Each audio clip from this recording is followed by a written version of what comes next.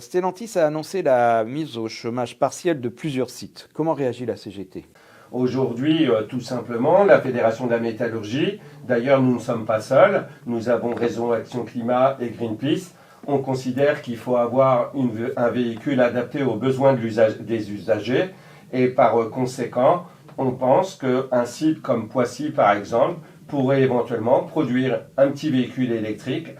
accessible à tous et qui aurait le double effet, c'est-à-dire de donner de l'activité à la fois aux salariés de Poissy, mais aussi nous avons un des parcs les plus vieux d'Europe avec plus de 11 ans de moyenne d'âge qui pourrait avoir un bienfait environnemental, à savoir remplacer les vieux véhicules qui ont plus de 280 000 km et qui n'ont pas de filtre à particules et qui, eux, polluent énormément. En Europe, Stellantis n'est pas le seul constructeur concerné par les fermetures. Mais qu'est-ce qui se passe globalement dans le secteur auto? Alors déjà, un paramètre qu'il faut prendre en compte, on parle des constructeurs, mais par voie de conséquence, c'est toute la filière qui va souffrir, puisque moins d'activité chez le constructeur, c'est les équipementiers, c'est les sous-traitants qui vont en avoir moins aussi, et puis qui, socialement, n'ont pas forcément les forces d'un Stellantis ou d'un Renault. Donc ça pourra peut-être se traduire par des suppressions d'emplois plutôt que par du chômage partiel.